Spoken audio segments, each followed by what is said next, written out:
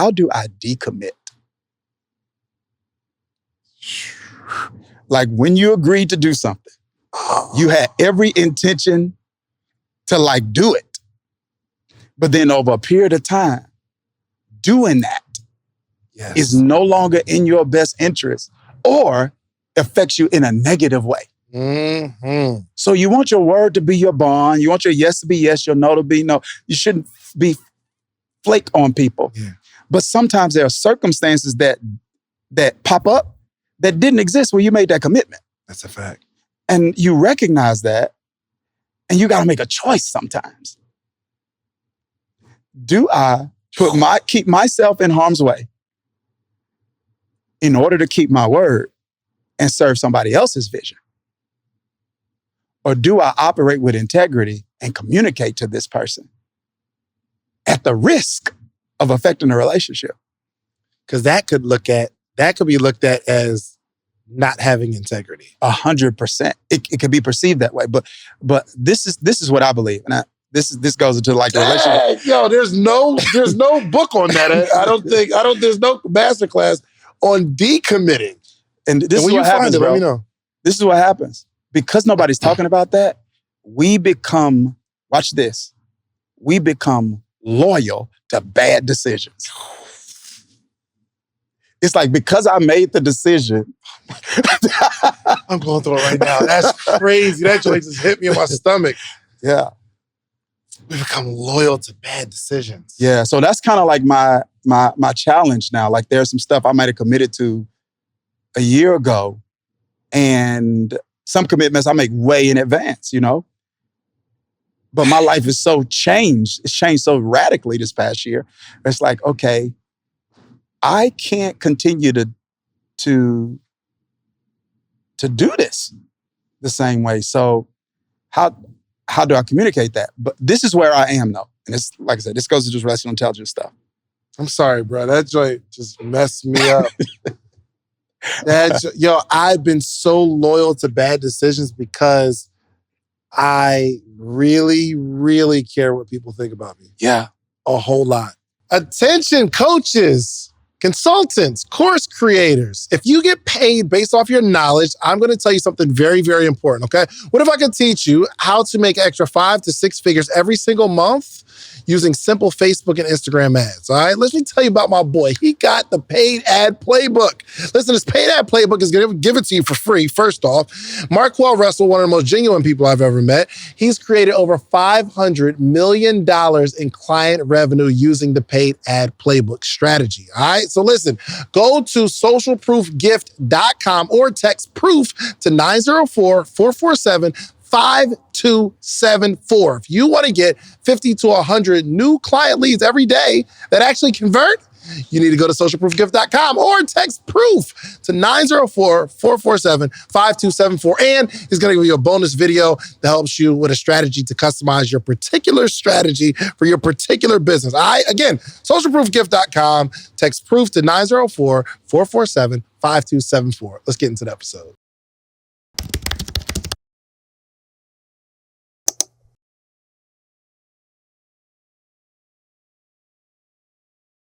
Well, welcome to another edition of the Social Proof Podcast, where we find dope people to do really, really dope stuff. And today is no different. I'm excited about this interview. It took too long. Oh, man. It took too long for this to happen. I'm glad to be here. What's up, my guy? Oh, man.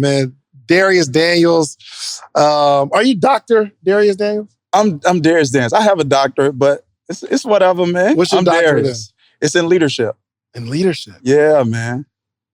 Yeah. That was a course, a class that you took?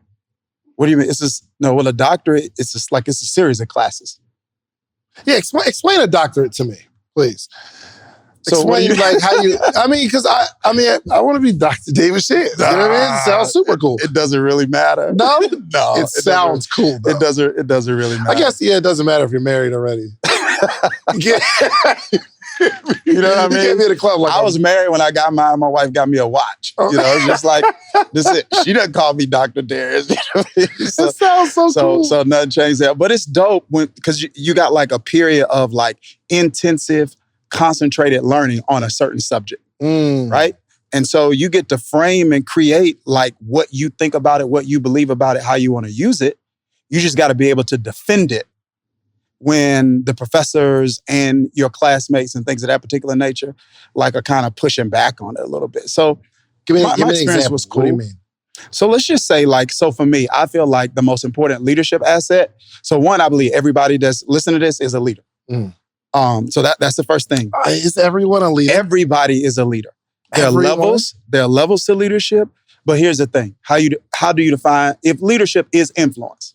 So for me, leadership is influencing people or individuals or organizations toward a purpose. Okay. So if that's leadership, then everybody is influencing somebody toward a purpose. I would argue so as you got your beautiful baby.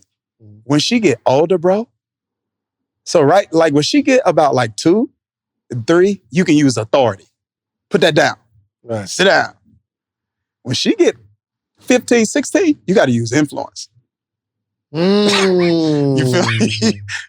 You can't talk to a 15-year-old the way you talk to a 5-year-old because the 15-year-old is just like, yo, I'm just going to do it when you're not looking. Right? Yeah. You can tell me just when I go to school or whatever, just going to do it when you're not looking. But so my point is everybody's got influence, bro. Everybody does. And for me, your number one asset when you're a leader is like relational intelligence. Like if you don't do people well, I don't think you do leadership well. And if you don't do leadership well, you're not going to do life or business well. And so, I said all that to say, my point is like, that's my argument. But somebody else may say, okay, Dharius, you believe like relational intelligence, being good with people is the number one leadership asset. I got examples of people who weren't good with people. Hitler was not good with people, but leader nonetheless, because he led an entire historical event. Right. And so that's the kind of back and forth. And my argument would be Hitler, we're not praising Hitler at all. Right. But my argument would be like, Hitler was good. He was very good at people. He was incredibly good at people. See, I think we confuse being kind to people with being good with people. Oh, you talking good. Yeah, he wasn't kind. He wasn't moral. But to get a whole nation to do some of the just insane and heinous activity, bro. Like he understood people. He was good at people. 100%. So like for me, my time in school with the doctorate was good because everybody who's got an opinion is going to punch holes in your argument. And, sometimes those holes made my argument better. Sometimes it made me shift it and change it and adjust it. So I kind of want to go through that process now. I want to be able to like adopt that's cool. You think about being able to adopt a thought process and having to defend your thought process. Yeah. Most people never really have a chance to even defend their thought process because either the people that you're around don't cause you to defend it. Yeah.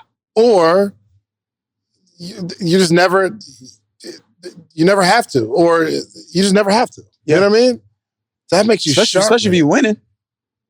Especially if you're winning. When you're winning, you feel like you're right. That's a fact. Dang. All right, cool. So real quick, so Dharius, how do you introduce yourself? Do you introduce yourself as a pastor? Do you introduce yourself as an entrepreneur? I say this is what I say. It's really simple. I tell people I'm a pastorpreneur. Pastorpreneur. Yep. It's that simple. It means that like I'm super passionate about helping people experience transformations. And one of the ways I do that is through like spiritual leadership. And then the other way that I do that is through business. Because I believe for me, business is nothing but a transportation system or a delivery system for value. It's a way I add value to people. Yo, we doing this podcast right now because somebody started a business. The mics we using because somebody started a business. The lights because somebody started a business. The space we're in is because somebody started a business, bro. So they delivering value. Look, that's a dope It's a dope sweatshirt. Yeah. There's Healthy. actually they're part of my mastermind. Can I get one of them? I'm not in the mastermind. Can I get one of those? Absolutely. I'm kind of in the mastermind. You are though. in the mastermind. Yeah. Okay, let me tell you this short story. So we're out in Florida, and we're at this this event. And Dharius says, "Hey man, I see you got the $35,000 mastermind," and he's like, it's like a year long. And I said, "Yeah." He said, "Hey, could I just give you all the money and you just come to my office for half a day?" I said, it's not a service that I offer, but if somebody's asked because I don't do a lot of in-person stuff. Sure. I just don't. Yeah. I got kids, man. Yeah, I get it. Yeah, but he was like, I'll just pay all of it up front for the year and you just come and spend a couple hours with me. I was like, all right. Yeah, sure. And it taught me something about time versus money. Like, I think what I took away was that you'll pay for speed. 1,000%. He said, I don't have a year to learn 1,000%. Because for me, the investment is about the outcome. It's not about the length of time. What I want is the outcome. And if I could put my team in a room, right? And I believe you surround yourself with lions. So if I could put some lions in the room who are hungry, they're hungry. So they're going to eat up what you're putting out. They humble. So they're not going to argue with you. You know what I mean? And they healthy, like emotionally. So they know they role, they know they place. So if I can put those people in a room and get somebody with your expertise in a room, we don't need a year. We need a day. Just give us the stuff we needed a day. Absolutely. We run into play. Yeah. That's a fact. That's a fact. Yeah. Let me ask you, how large is your church? Oh, come on, man. I don't like to talk about that. It's large. Know. It's large. I'm just a business podcast, so yeah, I gotta ask numbers. It's big. We'll just say big. Yeah, it's big. Okay. Yeah. And that creates a lot of mixed emotions with people and stuff like that. That's why I don't really like talking about it. But you lead a lot of people. I do. And I believe a sign of leadership, whether good or bad, is whether people follow you or not. Like in the Hitler example. Yeah. He had a lot of people that followed, which in a bad way, he's a good leader. Yep. So he's a bad leader, but he was good at leadership. Bad leader. Yeah, like he's a bad, like it's like, yo, the stuff you leading them to do, this is bad. Yeah. And like, you're just a bad person, period. Right. Killing people, you put people in right. Like, but your ability to get people to do that you're not a good leader, but you had to be good at leadership. Exactly. Yeah. So I think, there's a lot of people that, claim to be leaders, but nobody's following them. Facts. Are they a good leader? No. Now, it doesn't mean they're not. We need to make this distinction too, Chance. There's a difference. I don't want people to confuse being a good leader with being a good person. Yeah, for sure. You know what I mean? But to answer your question, frankly, here's this. I heard this one guy say it this way: a leader with no followers is just somebody taking a walk.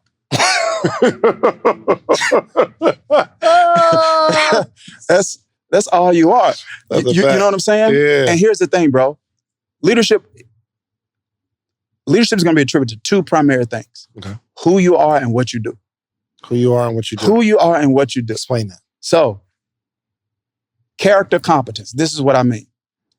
If leadership is influence, you will have influence with people if you're good at something. Got me? Yeah. So you're good at podcasting. Yes. Does that make sense? And as a result of that, people get on your challenges, people are a part of your mastermind, and they give you the gift of influence. You can't take that. Yeah. They let you influence them. Yeah. 100%. They pay you absolutely. to influence them because they see, yo, this guy has a degree of mastery and skill at doing something. I think that's a huge mistake when it comes to a lot of people in leadership. And that is they don't understand the importance of really getting good at something. Yes. That makes sense. You have to be good at something. You got to be good at something. And so people do call themselves a leader because they just feel that they're a leader. But the only way to show if you're a leader or a good leader, because everybody's a leader, A good leader is whether people are following your excellence at something. 100%. So what you do, got to be good at something, and then who you are as a person. So here's the thing. You being good at something is something I can see from a distance. That will make me want to come to you. Who you are as a person is going to determine whether or not I want to stay with you. See the difference there? I never looked at this like this. 100%. Because here's the thing. If you draw good people, and I think anybody that's listening to this, you've heard me say this several times, it's my mantra, bro. You don't go as far as your dream, you go as far as your team. This is why I believe most entrepreneurs are stuck, because they're solopreneurs and they're not entrepreneurs. So they got a solopreneur mindset, and so they're doing the work of 10 people. When if you got a leadership or CEO mindset, you put 10 people to work. So it's two different. But to get good people, you got to be good with people, because good people have options. Do you hear what I'm saying? So say it one more time for the people in the back. Yeah. Because I needed to simmer in my brain. Yeah. One more time. So we all want good people, right? Yes, sir. We all want good. So whatever they're doing for us, we want good people. If we want to get and keep good people, we've got to be good with and good to people. Because good people have options. They got options. Because all leaders are looking for good people. Everybody's looking for good people. And when you got help that's really, really good, you need to know somebody besides you want them. And at some point, this is important, bro. And at some point, you got to realize and recognize that, I got to give them more than a check. Yeah. If I want them to be loyal to me and watch this, to go the extra mile for me. Yeah. Because it's one thing for them to show up and bring their gift to a job. It's another thing when they bring their heart. That's a fact. You feel me? So we did the episode with the panel, the emotional intelligence and entrepreneurship. So that was my first time I had heard of Joe. Because you and Donnie talk about Joe all the time, right? So Joe famous. Flaming him sometimes. Joe famous, right? I love you, Joe. Yeah, y'all be flaming. I'm like, Joe's like in an abusive environment. Yo. But I saw Joe working, bro. Mm-hmm. And I said to one of my friends that I brought with me, one of my friends is a marriage coach, his name is Don Johnson. I say, buddy, bring his heart to work. Yeah. It's different when they heart in it. You know what I mean? 100%. And I think all of us in life and in business, we want people to bring their heart to work. Yeah. So, man, how good you are at something, that gets people to you.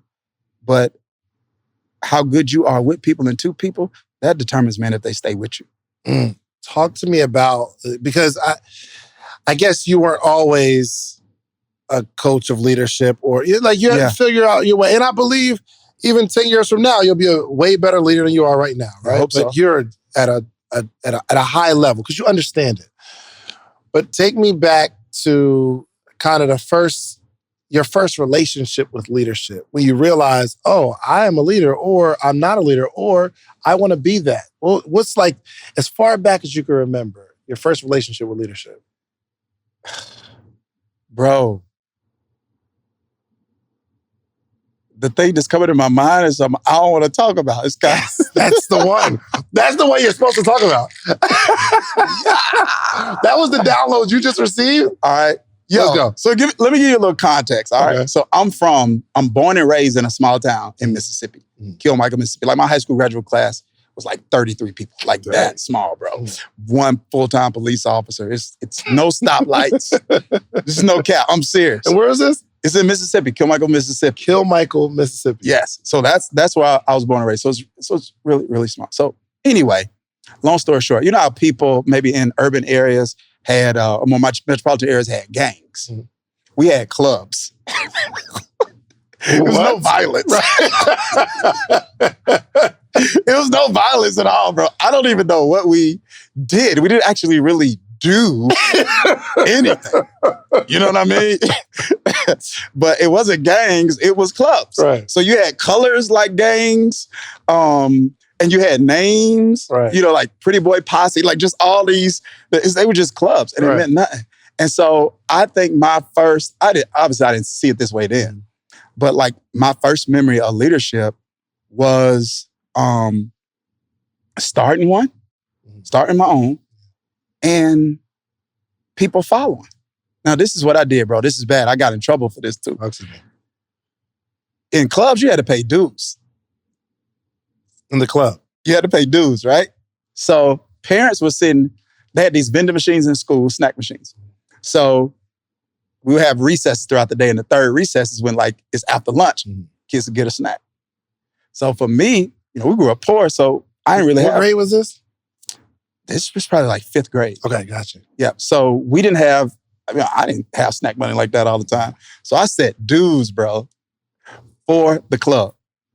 And you had to pay the dues every day. Every day, bro? And kids brought me their snack money every day. Are you serious? And then kids would go home hungry and they're telling their parents about it. And the parents told the teacher called my parents and I had to shut the club down.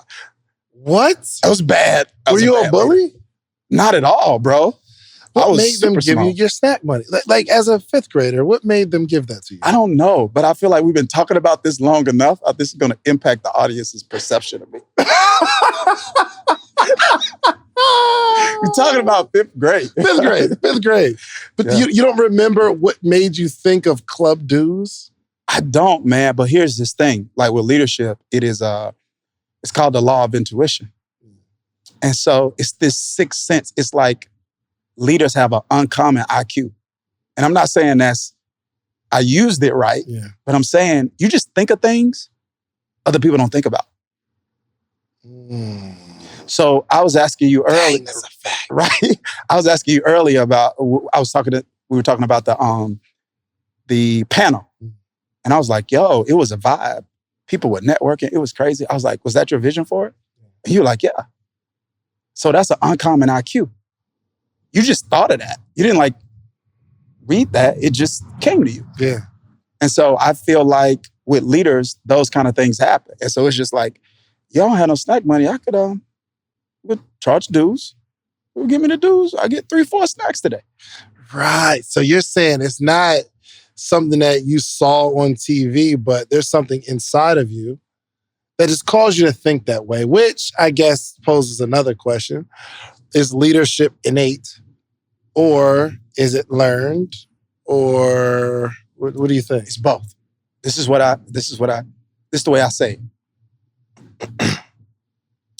God deposits it, you develop it. So we all have the deposit. We all have a deposit. It's just like if somebody is a speaker, right? Some people have like more innate or untapped or raw ability than others. Yeah. That doesn't determine, though, their success in that area. What determines their success in that area is based on whatever you got. How is it that you develop it, invest in it, and get better at it? And so I feel like it's the same thing like when it comes to leadership. And I just wish straight up, bro, that the word was used a little, that we talked about it more as it relates to life and as it relates to business. 100%. Yeah, because you can't scale anything without this skill. Listen, if I was going to teach you how to make $1 million, would you give me 10,000? Like if I had a course teach you how to make $1 million a year positive, you're going to make $1 million, would you give me 10,000? Of course you would. It's no brainer, right? So in a calendar year, we make 7 figures with the podcast. But there's 21 things that I extracted from that you're going to need to launch your podcast. But I only got time to give you 3 right now. One is you need a distribution platform. The distribution platform is what you upload your podcast to. That platform sends it to Spotify, Apple, Google Play, so that your supporters can actually listen to your podcast. You're also going to need a microphone. You need a really good microphone so it's crispy audio. And 3, you need an income strategy. This is not necessarily a hobby, unless you're going to make it a hobby. But I can teach you how I made the 7 figures with these 21 things. Now, the good news is you don't have to give me 10,000. My ebook is only $37, okay? So listen, go to podcastebook.com and get the 21 things that you need. And I can explain it in detail, all the things that you need, okay? Podcastebook.com. Let's get to the episode. This is the skill to scale. If I were to ask the average person, like, yo, what does Bill Gates do? He's a CEO, but tell me what he does. You think he's in a factory, like, put the screwdriver in a computer, bro? Like, you think he's in, No. in front of a No. computer designing a some Microsoft software? Like, what does he do? Like, Steve Jobs, when he was alive, what did he actually do? Do you think he was physically constructing these Apple products? No. Nah. You know what the illest part, and I tell the story all the time, so excuse me, my podcast listeners. But in the Steve Jobs movie, there's one part I remember, and it changed my life forever. So at the end of the movie, I'm talking about like this is like the last scene. Okay. And I forgot which, because I think Steve Jobs had a couple movies or whatever, but it was the last scene. He goes and he sees a computer with the two speakers on the side. Remember, it used to be a computer, it's a string, connect types of speakers. And he said, why don't we put the speakers in the screen? So you don't have to have the speakers outside of the screen. Why don't you just put them in the box? That changed my life. He just saw something. He just saw, now it will be, nobody, now it's just commonplace, but he saw it back then. Yeah. He was thinking, bro. That's what leaders do.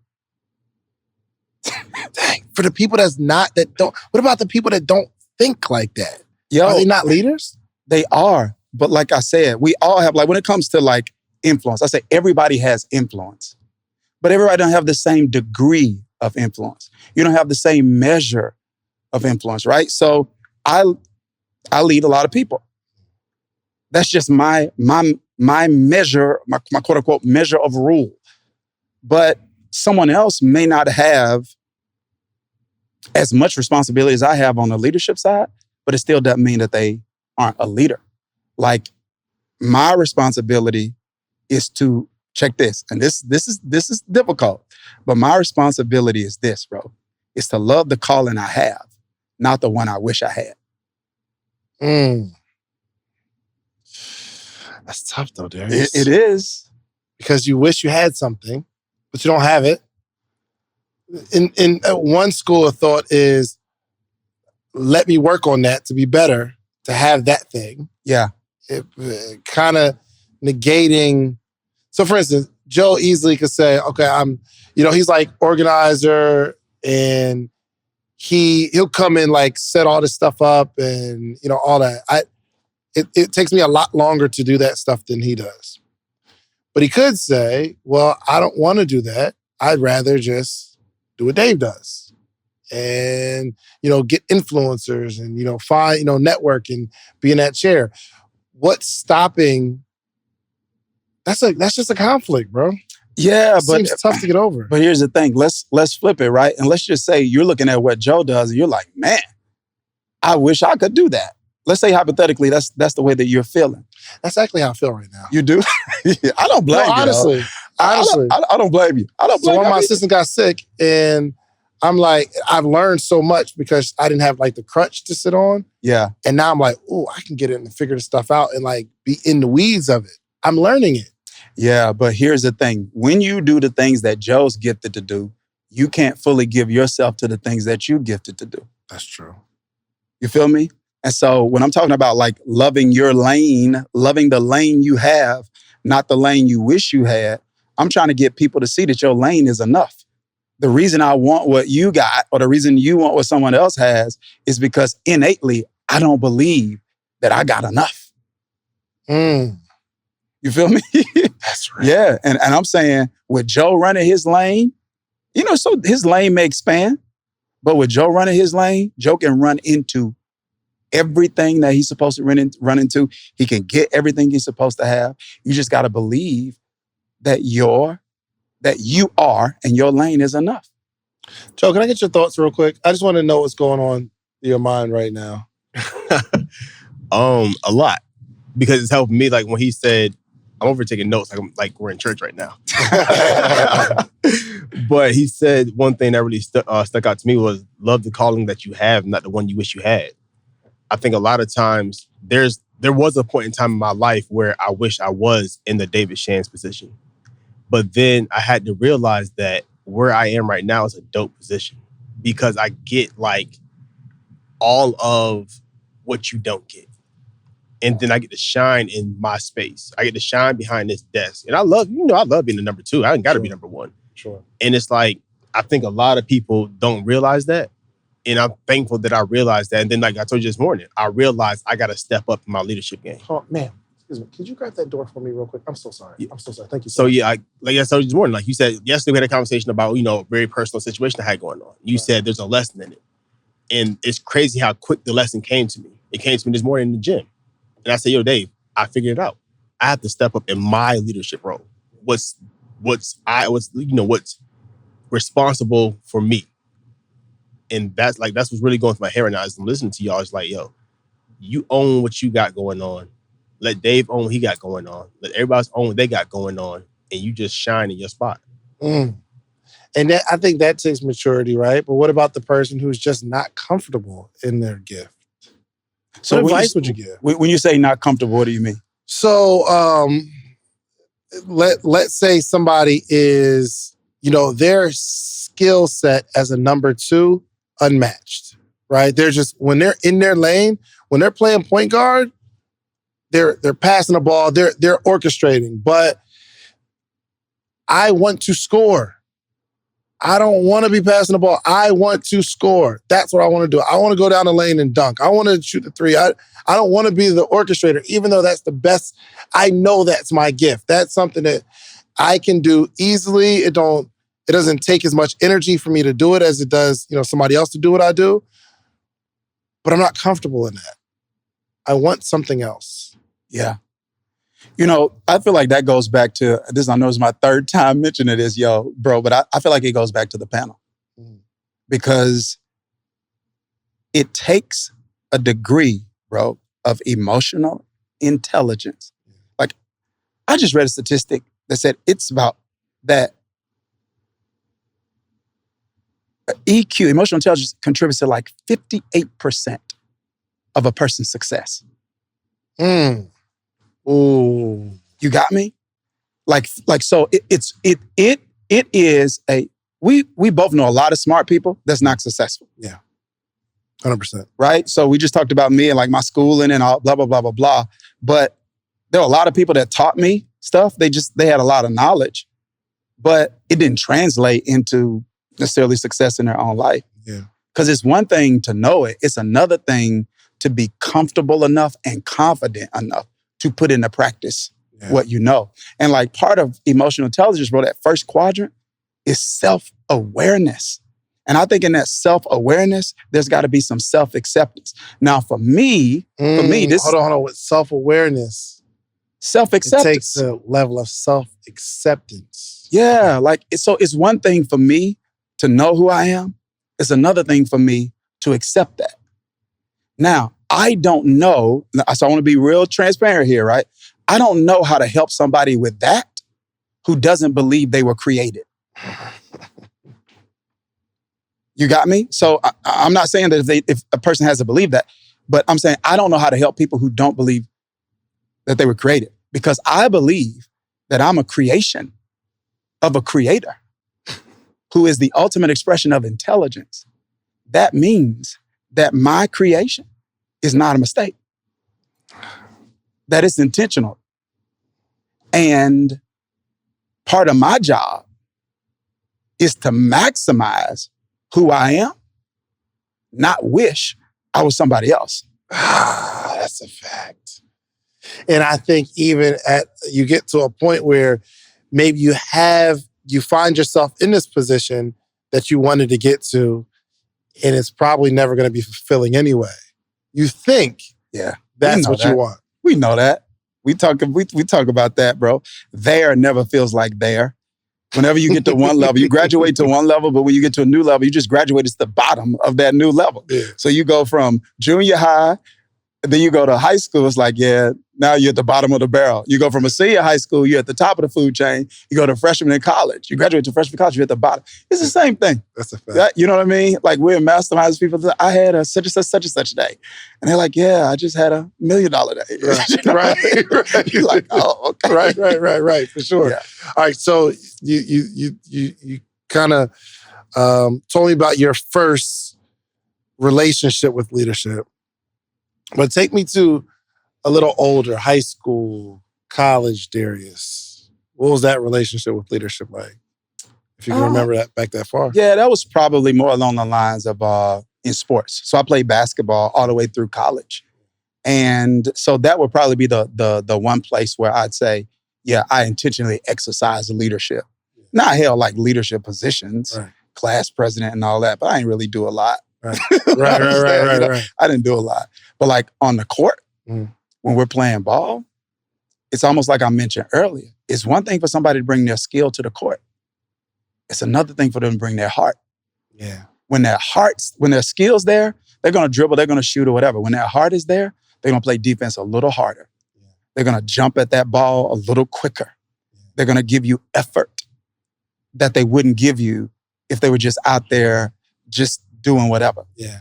And so when I think about high school and when I think about college, I think about, me being intentional to say, all right, how can I help this person be the best version of themselves that they can be so that we can be the best team that we can be? You're thinking about that in high school. I probably wasn't thinking about it using that language, but as I reflect back on what I was doing, I wanted to win. Yeah. You know what I mean? And you're like, yo, if you're a big man, I need you to I like hit it hard. And you're like, okay. Yeah, we had big men trying to shoot threes, you know what I mean? Yeah. Or we had big men who would get mad because we were shooting threes all the time and they never got the ball. Yeah. So like I would know that. It's the intuition, bro. It's the unteachable you feel thing. It. I just feel like, okay, let's get him the ball. Give him the ball right now. Give him a couple of shots and he's gonna he's gonna be good. Or I know this guy right here, if he hit one, he think he hot. So he gonna keep shooting. Or this dude right here, if he missed one, he's about to put his head down and not shoot anymore. So it's like you have to know how to talk to who. And just like it's that case, that's the case on the court. It's also the case in business. Yeah. Like you can't approach everybody on the team the same way. Yeah. You got to know some people going to need a little help recovering from mistakes. Yeah. They're going to take their mistakes too seriously. Then you got other people, they're not going to take their mistakes serious enough. Yeah. So it's that IQ that's super important that's going to help you get the most out of them individually so that y'all can do the most collectively. Mm-hmm. And because it seems like from a kid, you've always just had that leadership thing inside of you. What I can imagine is... I think I'm going to say it again. Right. Everybody does. Because if you've got a different measure, though. I think when we start saying stuff like that, it lets other people off the hook. Like if you say I'm special, it's letting you off the hook. Okay. It seems like you had the desire to lead other people since you were a child. Or you had no issue with... Some people shy away from that. I don't understand. I did a corporate training, and we do this this assessment, and I see that his motivator, he's low on leadership in terms of not his ability to lead, but his desire to lead. And sure enough, I talked to the guy, and he says, I just don't feel like I should be responsible for grown people doing what they're supposed to do. Meaning he just doesn't have a desire to lead. They gave him a promotion, but because he wanted more money, he'll take the promotion, but he doesn't want to lead the people. He's just not interested in that. So it seems like you may have had a desire. And I think there are some people that just maybe they don't have that desire to lead other people, right? Yeah. And I would say this, I don't know if I had a desire to lead. Now that you put it that way, I had a desire to win. But you're comfortable leading. And so I'm willing to do whatever it takes to win. Yes. And so that would be like, with the guy that you just mentioned, it's like, I feel like it's like, okay, that's fine. But you got to ask yourself this, okay, is my perspective is that ideal or is it real? So ideally, we shouldn't have to tell grown people what to do. Yeah. Realistically, we have to tell grown people for sure, 100%, what to do. 100%. So the question is okay, it's hard trying to get them to do what they're supposed to do. And it's going to be hard if they don't do it. Yeah. You got to choose your heart. For sure. Did you ever, and I'm talking younger days first, did you ever have conflict with other leaders? Yeah. Yeah, all the time. How did you handle it? It depended on the situation, depending on whether or not I thought they were right. Give me an example. So let's go back to the basketball court, right? Mhm. Let's just say that if I felt like somebody was shooting too much, and then that person felt like they weren't shooting too much, right? So that might be, or somebody else felt like that person wasn't, shooting too much. Well, depending on what they said to me, that would determine whether or not I would back down or press my point. Gotcha. Or if I pick up, I'm talking to somebody unreasonable, then I got to let experience teach you what you wouldn't learn from instruction. It's just like, all right, keep shooting then. Yeah. You know what I mean? Right, for sure. Yeah. You ever have a conflict with following? No, not necessarily. I think if I got an issue with following, it's going to be because I don't feel like I'm being led well. Yeah, but sometimes, and I'm sure you have students where they don't feel like they're being led well in their head. Yeah. But that's really their kickback against authority. Sometimes they aren't being led well. You know what I mean? Right. Because it's seasons, bro. Like sometimes you're really in your bag, and then other times you're like, yeah, I got to step it up right here. You know, I've been slacking a little 100%. bit. So sometimes they aren't. Got you. Yeah. Talk to me about the progression of your ability to lead yourself, which I think is even harder than leading other people. You say you're going to do something, and you don't. Or you say I'm committed to this, but you can't lead yourself to... Yes. Well, one, the most important person you're ever going to lead is yourself. Absolutely. The most consequential person you're ever going to lead is yourself, right? And your ability to lead yourself not only determines your profits, it determines your peace. Mm-hmm. Got me? Because profits don't always bring peace. That's a fact. It's a fact, right? That's a fact. I want everybody to get all the profits they can so that they can see what I'm talking about. Right. You know what I mean? Because somebody's listening right now like, whatever. Yeah. Bring me a lot of peace. It's Right. Yeah, to a degree. Yeah. But the point that I'm making is, I just kind of feel like when it comes to this idea of self-leadership, here's the thing, bro. This is a hack I learned. It revolutionized this for me. All right. I want to invite you to pick my brain. Mine too.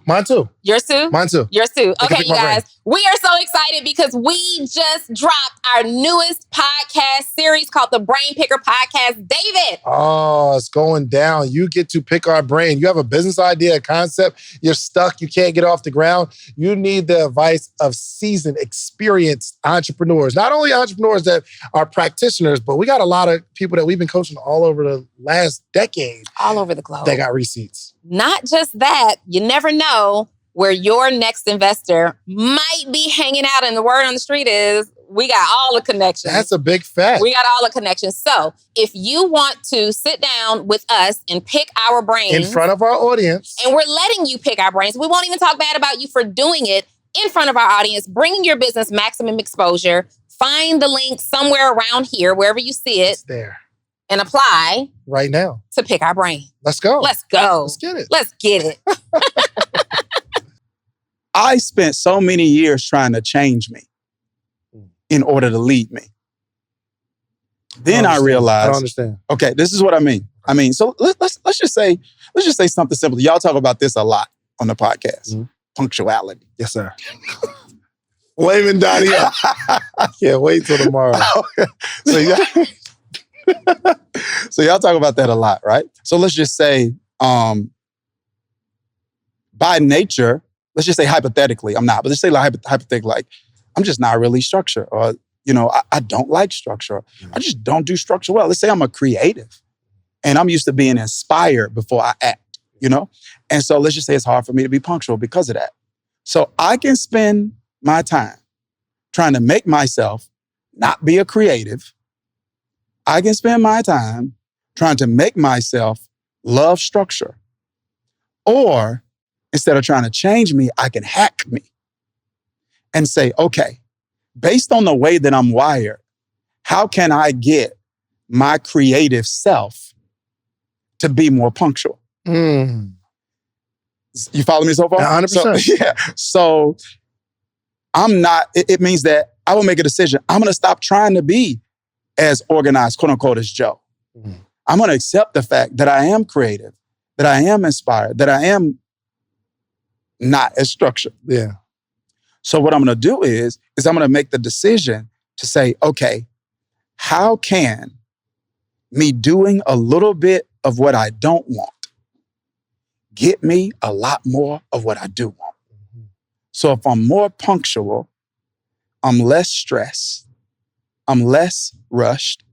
I don't have to live with the pressure and the rush of the adrenaline of always trying to get somewhere because I'm late. That might free up some mental bandwidth for me to be more creative, be more. You got me? Here's another one. Like I was coaching somebody one time who they just couldn't go to the gym. They wanted to go to the gym, and no shade. I'm not talking about. I was about to say, brother, you coming at me? No, I'm just saying. Just an example. I just remember this. So, but I was coaching somebody. This was years ago, and so I was coaching somebody who's they want to take care of their health, get to the gym, or whatever. And so I did all of the stuff like you love your family, you want to be around for your family, blah, blah, blah. For sure. Couldn't get to the gym. Then I realized something. This person is a hyper extrovert. They love people. Yeah. So I said, this is what I want you to do. So we coached her into getting her friends to do group training with her. Got you, because now she's being her extroverted self. So she's coming to the gym, but she started going to the gym and she was regular and she was consistent because she's talking with her friends. Mm-hmm. They're engaging in girl time, whole 9 yards. So I could have tried to coach her into being somebody other than her authentic self, and it doesn't produce long-term change, bro. Facts. It doesn't. We say, okay, this is the way you wired. You can win with the way you wired. Mm-hmm. We just need to figure out how to hack it so that you can get the results you need. That's good. Isn't it, Joe? This isn't... Question for you. What is your biggest challenge that you face even to this day? Biggest, a bunch of them, bro. Oh, yeah, for sure. What do you mean? Because I want to preface it with people see you, I'm sure, as this perfect person. Mm-hmm. And we all know that there's always a process of growth. Like I say, you're an amazing leader right now. And what your lifestyle is surrounded around shows it. Yes. But 10 years from now, you'll probably look at all the mistakes that you're doing right now. Like, what was I doing? What was I thinking? Yeah. That's how I look at myself. Sure. Right now, I want to know how you're handling one of your challenges, like to this day. Yo, so I was literally, this is crazy. You with these questions, man. I don't know. You tapped in. So I was literally earlier today, I was in a session with my coach. So I had a couple, but I have a think coach. And so, I want to be a thought leader, and that's a whole nother conversation. That's hard, a think coach? A think coach. 100%. Let's get into that, but explain that to me. So you want to talk about that now? Think coach first. Okay. Yeah, like what is that? So typically, like when you think about coaching, you're really thinking about somebody who's using the power of inquiry to bring about like some self-discovery and to get you to action, to get you to do something. Yes. Overcome a hurdle, or if it's like a peak performance coach, like achieve some kind of goal, or if it's a business coach, like, take the business to the next level, et cetera, right? But because I'm a knowledgepreneur, the service I give to people, the value that I give to people is not necessarily product I create. It's stuff I know. Mm-hmm. So my primary asset's my thinking. Yeah. So if I got somebody coaching me on how to run a challenge and how to set up masterminds or whatever, that's fine. That's all just a delivery system, though, for what I know. Yes. And so I got a person in my life who's a think coach who just helps me think through how I'm managing all the stuff that I'm responsible for. Helps me think through certain decisions that I got to make. And so it's way more like internal in terms of helping me think higher and think differently than external in terms of getting some kind of result. Got you. You know what I'm saying? So it's one thing like, if I come to you and be like, yo, I want to start a podcast. You can tell me how to do it. I'm going to him to figure out, should I? Got me? Like, Yes, okay, sir. I think this lines up with my goals. I think this aligns with my life mission, but let's talk about this. And so anyway, that's... Gotcha. Okay, that's dope. Okay. So anyway, you're I'm talking to him today, right? And I'm literally talking about, this is the issue right now that I'm dealing with. And it's a huge one.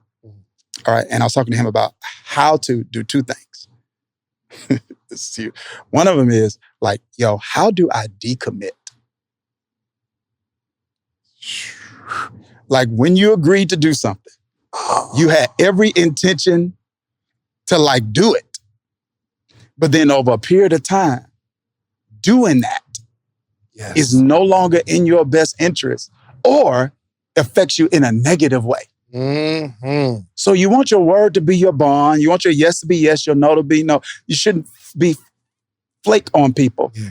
But sometimes there are circumstances that pop up that didn't exist when you made that commitment. That's a fact. And you recognize that, and you got to make a choice sometimes. Do I keep myself in harm's way in order to keep my word and serve somebody else's vision? Or do I operate with integrity and communicate to this person at the risk of affecting a relationship? Because that could be looked at as not having integrity. 100%. It could be perceived that way. But this is what I believe. And this goes into like the relationship. Yo, there's no book on that. There's no masterclass on decommitting. And this is when what you happens, find it, bro. let me know. This is what happens. Because nobody's talking about that, we become, watch this, we become loyal to bad decisions. It's like, because I made the decision. I'm going through it right now. That's crazy. That joint just hit me in my stomach. Yeah. We become loyal to bad decisions. Yeah. So that's kind of like my challenge now. Like there's some stuff I might have committed to a year ago, and some commitments I make way in advance, you know? But my life is so changed. It's changed so radically this past year. It's like, okay, I can't continue to do this the same way. So how do I communicate that? But this is where I am though. And it's, like I said, this goes to just relational intelligence stuff. I'm sorry, bro. That joint just messed me up. I've been so loyal to bad decisions because I really, really care what people think about me. Yeah. A whole lot. So here's the thing though. This is where I am. It's tough, but it's where I am. How a person responds to me when I make a decision that's in the best interest of me. Yes. Reveals to me whether or not you love me or you love what our relationship did for you. And that's tough. But I'm gonna say it again. Yeah. How this shit is killing me right now. I can't even listen to what you're saying because like the everything's moving in my head and in my heart. I'm sorry, say it. It's all good. How you respond to me when I make a decision that's best for me shows me whether you really love me or whether you love what our relationship is doing for you. That's real. Because most people, they get it confused. Some people really think they love you, but they really love what the relationship is doing for them. Yes. You got me? 100%. So they love you as long as the answer is yes. But if you don't love me when the answer is no, you didn't love me. You just love my yes. Dang. So I'm wrestling with some of that right now because here's the thing, bro. If you're going to live well, you got to be willing to live knowing you're disappointing people. And that is so tough. That is a challenge for me. So what are we doing right now? We got to fix that, bro. Yeah. We can fix that. And I can imagine in your position because you are, for one, just being a pastor, and two, leading a whole bunch of people. Your name is all you have. 100%. So the perception of the things that you doing, bro, people feel like they want this platform and they don't. 100%, they don't. Yo, so let's look at it this way. I'm sitting here, I'm like, man, I'm kind of hot. You know what I mean? Mm-hmm. Then I look around, I'm like, oh, it's lights. See, people want lights, but heat come with lights, bro. They think they want the lights. Turn the heat off though, Joe. Just, you know what I mean? Get my man right. I'm good. I'm good. I'm straight. That's a fact. Yeah, they think they want it. It's like, no, heat come with these lights, man. And lights show stuff that doesn't show. It exposes things that. And so, yeah, when we get to certain places, it reveals and exposes some stuff in us, man. But we gotta, I'm gonna tell you this. You know why I deal with it the most, bro? I deal with it because my foot is in two worlds. So I'm in the spiritual space where I'm leading and serving people, and also I'm in the entrepreneurial space. Now, as it relates to what allows me to take care of me and my family, it is by far the entrepreneurial space. 1,000%. Really? Like it's no comparison. So like no comparison at all. You know what I mean? So yet at the same time, people fall in love with the version of you they met. That's true. Not always the version of you evolve into. So me stepping into this entrepreneurial space, they don't love that. Everybody doesn't love that I'm on this space. Do you understand what I'm saying? Like it's the people. But if part of my purpose, and it is to add value to people in both spaces, I then have to make a decision, who am I willing to disappoint? And I'm not willing to disappoint me anymore. Yeah. So your disappointment now is no longer my responsibility if I'm not handling you incorrectly. I'm simply trying to evolve into the best version of myself 100%. And do what I feel I'm created to do. So you can be upset by that or inspired by that. And here's the issue, bro. A lot of people become offended by or jealous of what they should be learning from. So dang. And you got to accept it. You have to know that and be okay with it. You got to live with it. You know, there are some people that, you know. Yo, can I say one thing though? One thing. I feel like I'm over talking. No, please. This is one thing. This is what I learned. When I disappoint me, that's long term. The feeling that I have, that bad feeling, that's long term. That regret, that's long term. When I disappoint others, that's short term. They get over it. I get over it. Right. Right. You do too, right? You're like, man, I feel so bad. And then 2 days later, you're like, oh, I'm straight. You know what I mean? And so I think that's really important for people to recognize too. It's like their disappointment is going to be short term, but when you disappoint you, that's going to be long term. That's a fact. Golly. I want to know, I want to go into your home a little bit. Okay. As a husband and for me, a new father. How old are your kids? 19 and 14. 19 and 14. You stepping into that role as a new husband, new father. Like this stuff is new for you at the point that I'm talking about. How did your philosophy how did you approach fatherhood, husbandhood, pastoring, business, and everybody's expecting something different from you? How'd you handle that? It was hard. So these are very selfish questions, by the way. Right now. It was hard. Mm-hmm. And then there's this guy that gave me some advice. And I'm not saying this is the best advice. I'm saying it helped me because it was hard. Yeah. Right? Yo, I'm gonna get really vulnerable here. Let's go. All right. I'm gonna get really vulnerable here. I'm loving this conversation. It was hard because there was a season, not now, but there was a season early on where I wished I cared more about things than I actually did. Let me tell you what I mean. I 100% understand what you mean, but I want you to explain it. Right. I can't believe you just said that because I'm the only person. Okay. No, that's one of my prayers, bro. Yeah, I do pray like that. I want this. I want this to be first. And but I really enjoy doing this over here a little more. Okay, go So ahead. I'm not gonna go into the specifics of what it is. Please. That's Yeah. general enough. But you know what I mean? Like I was just like, man, I want this first, but I get a lot more fulfillment doing this over here. Right. And so this is what an older guy told me. He was years ahead of the game than me. And so he was like a super successful businessman, super successful in the spiritual space too. And so he could kind of relate to me a little bit. And this is what he said. He said, all right. He said, I want you to get balance out of your head. Say, we're not going to use the word balance. We're going to use the word rhythm.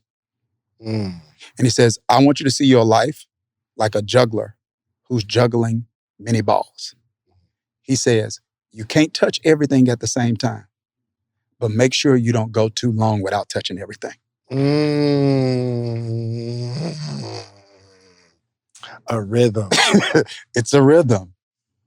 It's like, I can't touch everything I can't touch everything all the time, but I can't let too much time go before I touch everything.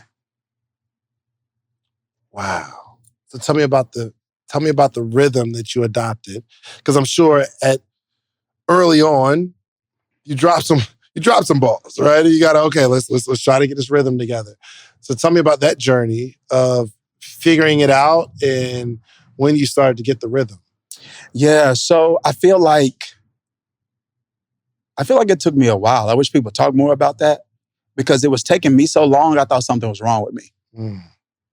And so it probably took years. Like I can't think of a specific number of years that it took, but it definitely, it took years and it took some experimentation. And for me, all right, I'm going vulnerable. I really want to add value, bro. I need this. All right. I need this. There are certain things that I had to schedule intentionally because I knew I would not do intuitively. Does that make sense? So let me just keep it a buck here, all right? So this means at that point, I literally like put in my weekly schedule, like I carved out a night where I'm like, okay, I'm gonna play video games with my kids. So I put that on the calendar just like I would put an appointment on the calendar. Gotcha. Because in that season of my life, my wife and I are college sweethearts. She graduated before I did. I graduated in May. We got married in July. Oh, wow. Yeah, I was married like 22 years old. I was married. And she had some health. We had some health issues. So she was unable to have children past, I think like 26 or 27. So we had both of our kids like within a 5-year window or whatever of getting married. So my point is, man, I was young. Yeah. So can you imagine that? Like 22, 23, then it's a lot. And so you're trying to build on the spiritual side, churches and then businesses. And then it was a lot. And so for me, during that time period, I'm young, growing up, it's like, at that point, I got our financial pressure is on us. My wife literally gave up her job for us to move to New Jersey. So because I went to seminary at Princeton. So we went from Mississippi to New Jersey. She gave up her job so that I could kind of quote unquote follow this dream. So I got that pressure on me. So I'm trying to make this thing work. So you're not just thinking like, make sure you're getting that quality time where you are completely present, engaging with. So I literally had to put that on my schedule. Yeah. And make it intentional until it became intuitive. Make love to wife. I had to put that on. I had to put that on there. That part. Right. Yo, that's crazy because there's definitely some things I need to put on my schedule where like you just plan it, even watch a movie with my wife. Yeah. Go, and I need, man, it's so crazy. So I have 2 daughters. One is biological, one is my stepdaughter. And I probably need to throw on the schedule, go to the park with my daughter and just like scheduling. So and I guess that's what creates the rhythm because I know I won't go more than 7 days without touching that one thing. Yeah. Dang, that's good. 100%. You're a life coach? Oh, yeah. Like a certified life coach? Bro, I got real certification. You know, somebody got their cousin certifications. I've got You get the DeVry joint? Yeah, no. I got my first coaching certification in like 2015, I think. 2014, 2015. I got like 4 or 5 of them. What did you learn about life coaching?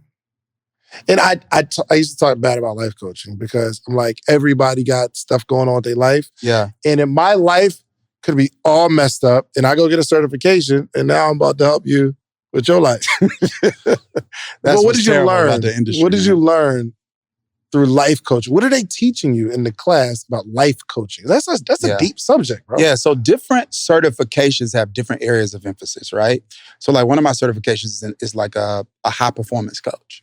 And so I did some stuff with Brendan Burchard, and that's on helping people like optimize themselves. Like, how do you tap into the potential that's in you and like kind of pull that out? So that's like performance coaching, right? And then I've got a certification in like what's called life forming coaching. And that is more transformational, which is kind of my passion, right? Not like motivation necessarily, but like, how do you come to me one version of yourself and leave a different version of yourself? You know what I mean? And so one of the things that, I feel like let me give you this. You ready? These are the best interviews when you got to say something you don't want to say. Yeah, let me throw this out. Because this is actually, I actually just started, like beginning of this year, I just started by the time this airs, I will have ran a challenge and I would have started a transformational speaking and coaching certification. Yeah. And when people say, all right, what have you learned? What do you mean transformational? What does it really take, to help somebody change their life? One, if you're going to deliver I don't have to change my life to motivate you. I do have to change my life to deliver transformation. Because here's the thing, transformational coaching requires a degree of mastery. Mm-hmm. Because this is what's going to happen. As you're in the process of changing, you're going to run into some hurdles that I can't help you with if I hadn't jumped over them myself. That's a fact. So it's one thing for me to teach you a concept. It's another thing for me to coach you into implementation. Got me? And so this is what I'm teaching people in my certification program. That when it comes to like somebody really getting a change, significant change in any area of their life, you got to have an H3 coaching model. Okay. Where you deal with head, how they thinking, mindset, heart, that's their emotions and their ability to execute on the information you're giving them. And then hands, what is the actual strategy they're going to put in place to hack themselves and to deliver a result? And what happens is a lot of models, bro, are only focusing on one of those areas. Yeah. Either the tactics, which are your hands. Yeah. Or like mindsets. It's like, I'm super motivated. I'm hyped, but what I'm about to do, you know what I mean? Yeah, exactly. Oh, this is hype, but what are you doing? I don't really know what I'm doing. Yeah. So does that make sense? Or this is where mastery comes in, right? It's the heart part. It's the emotional part. Because I can tell somebody, set boundaries. Don't overcommit. Stop telling that person yes. But until we deal with what's going on in your heart, until we raise that emotional intelligence, you won't be able to execute on that information. Yeah. That's why some people are winning in your programs and other people are not. They all getting the same information. Yeah. But something's going on inside of some of them that won't let them execute. So I kind of also learned that on the spiritual side, because as a spiritual leader, you say stuff to people all the time. They like rarely do it.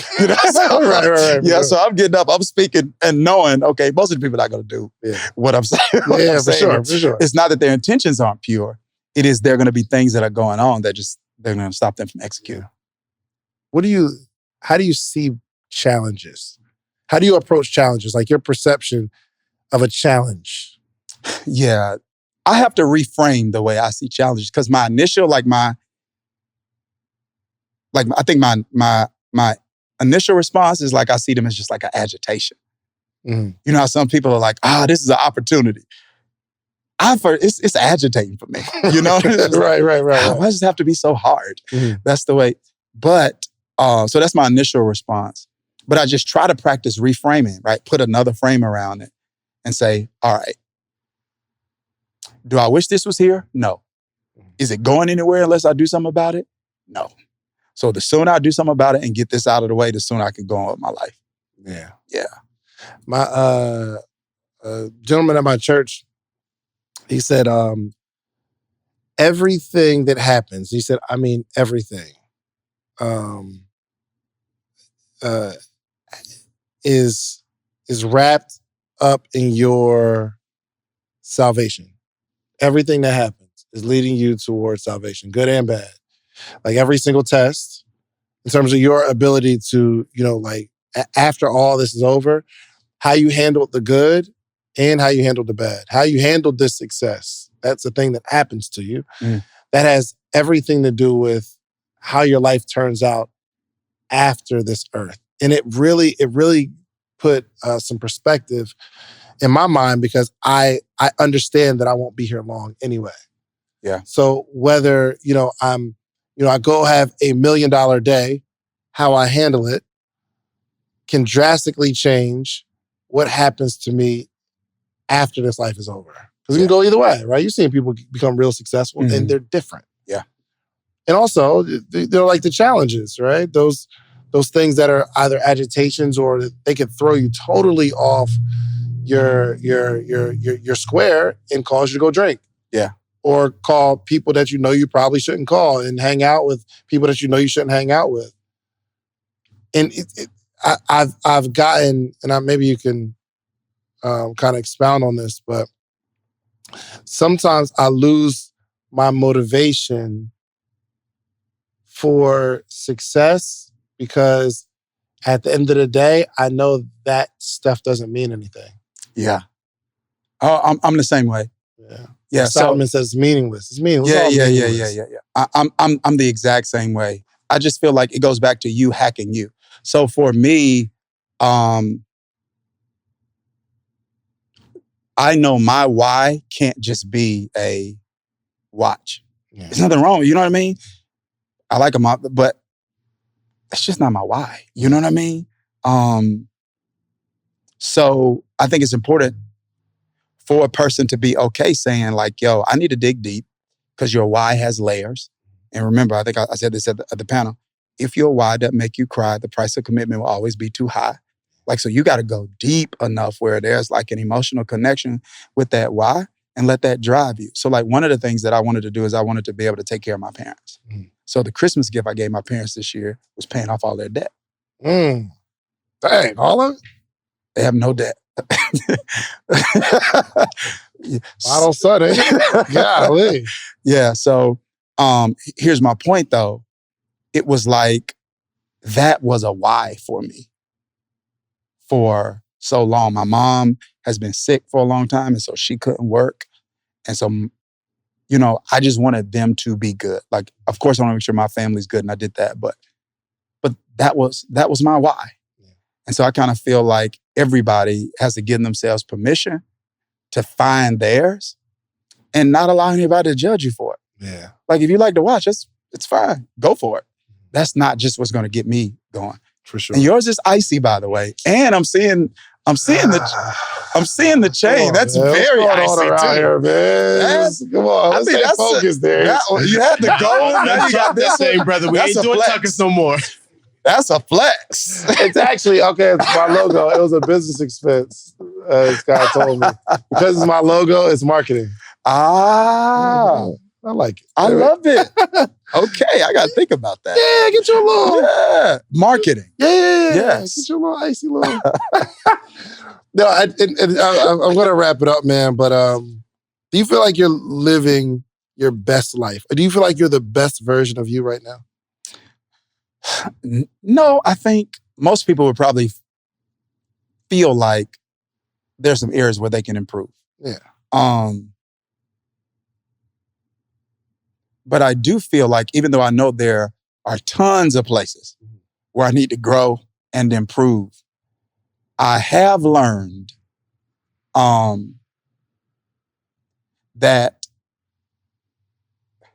the only thing, I'll put it this way, this is what I've learned. And when my mentor told me this one time, he said, Dharius, if regret could help you in any way, I will let you live in it. So this is what you got to decide. Your past can be a prison or it can be a school. It can be a prison that imprisons you, or it can be a school that teaches you. You choose. Yeah. And so that's kind of the way that I just kind of look at it. It's like, I want to try to learn the lessons that I can from the past, apply them in my present to create the future that I want. I know that's not going to be perfect, but the same grace that I try to extend to others is a grace I've learned to give myself. Mm-hmm. So I got a long way to go, but I don't feel bad about where I am. Yeah. I asked my homegirl Jessica this question. I want to ask it to you too. What do you think is most important if you had to pick one? Your skill set, meaning your ability to perform, your network, or your work ethic? What do you feel if you had to pick one that trumps them all? Like if you could say, I would have, 40% of this one, then 30 and 30, right? All right. Skill set, your ability to perform, your network, or your work ethic. I could give you a different answer on any day, but for this one, I want to give one. It's probably not the most popular one. Okay. I'm going to go network. Let's go. And I'm going to tell you why. Some doors you only get in because somebody that knows, loves, or like you is on the other side of them. That's a fact. No matter how good you are, you can be a diamond in the rough. You can be unexposed or underexposed. You know what I mean? You can work hard. Now, watch this. There are people who work really, really hard who aren't successful. Yeah. I know, I guess it depends on how you define success, right? But I am telling you, relationships can get you in rooms that your work ethic and your skill set can't. That's a fact. So for me, I'm rocking with the network. You don't go as far as your dream. You go as far as your team. That's a fact. Yeah. It goes back to that. Dang, yo, my man brought the point from the beginning to the end of the... You special, bro. You special. Yo, Dharius, thank you, man, so much. Not even thank you for the podcast, but I appreciate this session myself. Yeah. This has definitely been a masterclass for me. Man, I enjoyed. I learned a lot from you, and I love what you're doing with the podcast, man. Yeah. So tell us, you have a program. Yeah. Tell me about the program. Yeah. So basically, I'll tell you where it kind of came from. It came from like my experience with people that are kind of in the business space on every level. And I kept noticing two things with them. One, most of them were overwhelmed. Yeah. Yeah, for sure. Like, even if they were winning, they were like overwhelmed. Oh. Yeah. And then many of them felt like unproductive. No matter how successful they are, they were like, yo, I could be more productive.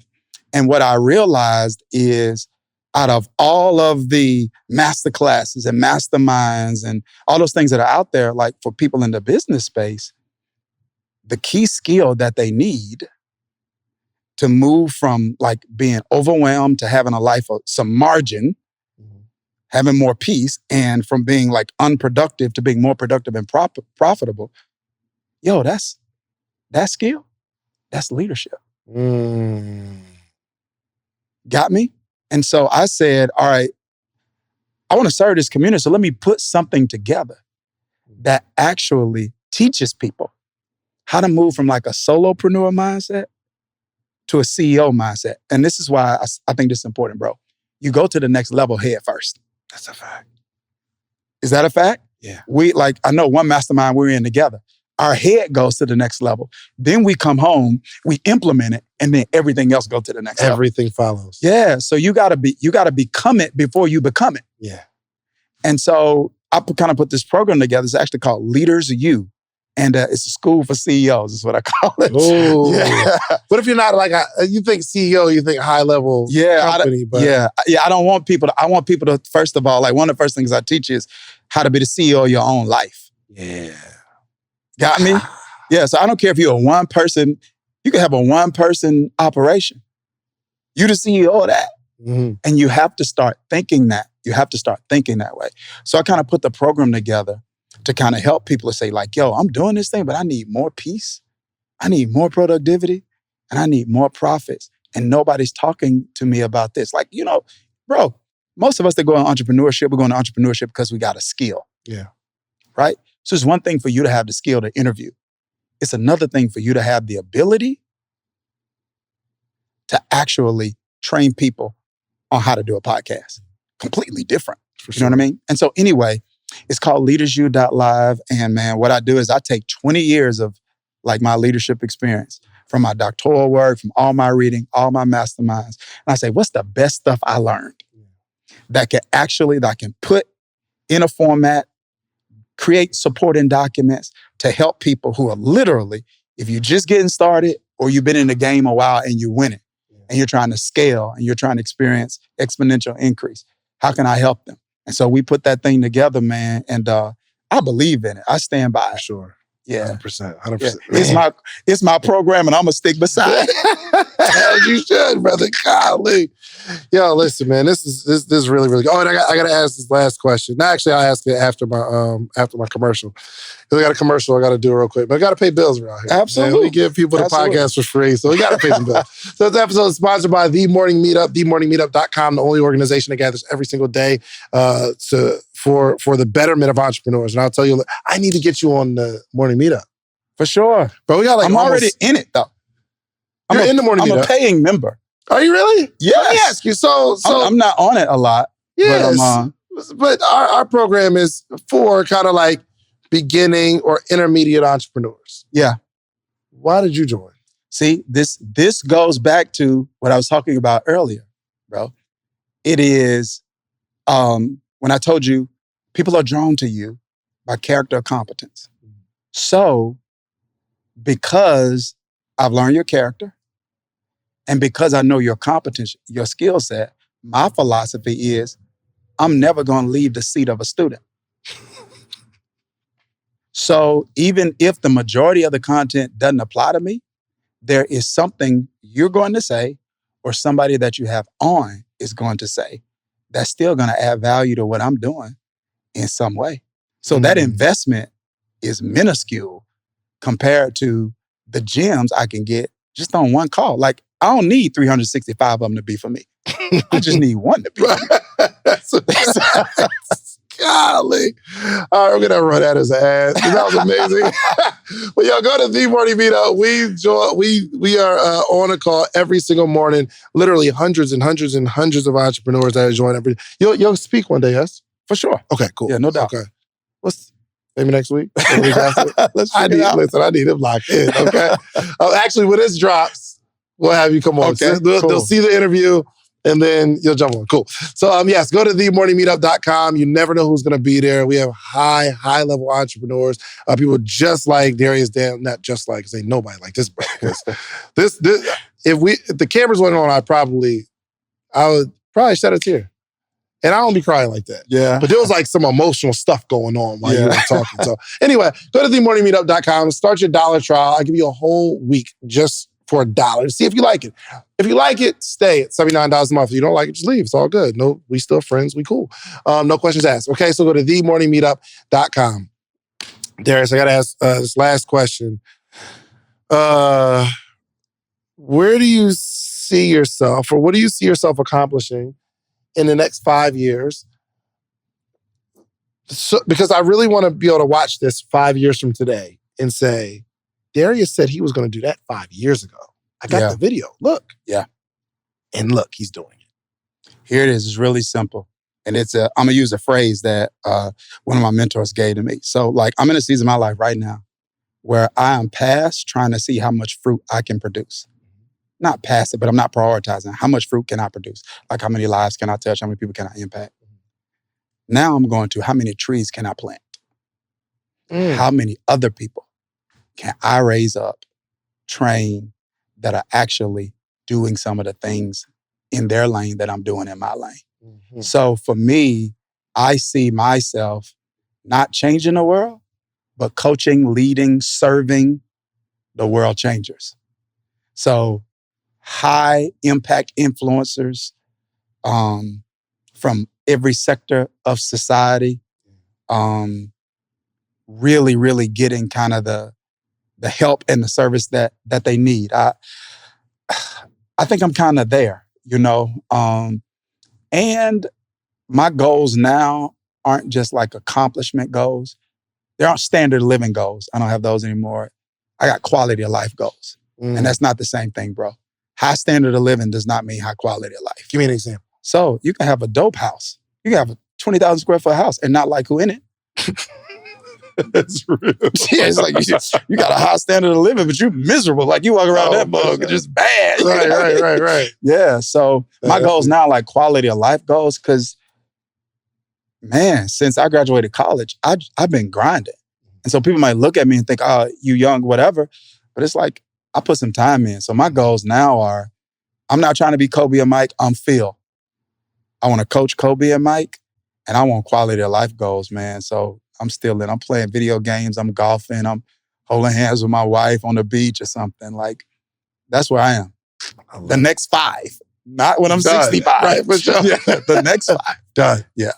I love that, man. Yo, I gotta say thank you on behalf of myself and everybody that's watching, man. This has just been a true game changer. Very rarely you get people who can like give you some practical steps and change your mindset and affect you emotionally all in one conversation. Yeah. Well, man, I appreciate like heavy, it, bro. but you like, I don't know, bro. You put the right amount of pasta and sauce in the joint. This was amazing. So, thank you so much, man. Please let everybody know how to find you, man. And we'll put a link to your program. Oh, can we have a discount code for people that listen to the podcast? We will, my guy. Thank you. Listen, we'll give your tribe a nice little discount. That's what I'm talking about. We're gonna give them a nice little discount. Yes. You put it in it. It'll be a surprise. Okay. Y'all put in social proof. Social proof. Social proof in the discount code and just put it in there and he gonna take care of y'all. I just want to make sure my people get taken care of. Hey, they sat here and listened to us for an hour. You feel me? They deserve some sort of love. Facts. You know I'm giving them a good little break, bro. Yeah, it is. Good little break. All right, so tell people how to find you, man, and close this out, man. Yeah, well, listen, I'm Dharius Daniels on all social media platforms, IG, etc. I think you mentioned the program LeadersU.live. There's some also some free content there that adds value to people, and like the hub for everything, all things Dharius Daniels is this website danielsden.com. And so that's where if people want to learn more, listen, watch, everything that is everything relating to me is there, danielsden.com. I love it. So just close this out with something, man. We got to put a bow on this whole conversation and just, there's somebody listening that's really struggling with some things, with maybe identity issues or emotional intelligence issues. Just lead us out with a word to encourage. Yeah, man. I think the identity piece is super important, because you're always going to behave in a way that is consistent with the way you see yourself. And one of the things that I would say, so I want to use this analogy. I don't know if you into Malcolm Gladwell, but he wrote this. So he wrote this book, bro, and it doesn't necessarily have religious connotations, but it's an amazing book on David and Goliath. And he just kind of talked about the courage it took for David to actually use his slingshot. Don't nobody fight with that. You fight with a sword, you fight with a spear, you fight with all these other things. This dude's coming with a rock. And so what I want people to get, because I got this a while ago and it changed my life. And I want other people to get this. Your rock is enough. Your rock is enough. And if you'll use your rock, if you'll be yourself, if you'll maximize who you are, if you'll love the calling you have, not the one you wish you had, the giants in your life, they got to fall down. I knew he was going to do that. Listen, do yourself a favor, man. Go follow Dharius Daniels, if you're listening, with an H. Yeah. D-H, okay? Dharius Daniels on Instagram. I'm sure we'll have his link. We'll link in the bio somewhere.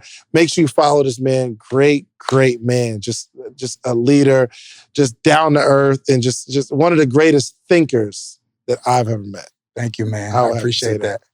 My brother. My guy. So look, man, make sure you follow Dharius. Take part in this program. Use the promo code Social Proof. And do yourself a favor, man. Go get you some social proof, okay? Go build something. You got it. Your rock is enough. Use whatever rock you got. Okay, I'm trying to steal your bars. Use whatever rock you got, okay? Your rock is enough. Everything you are, everything that's been in you, you know your gifts, you know your talents, you know your abilities, you know who you are if you sit down and turn off Instagram and see everybody else. But take all of your abilities and go get you some social proof, meaning go build something. But then I need you to go back to your community and teach your community how you did it. It's the only way our community grows. All right? We are out of here. Peace. Yes, sir.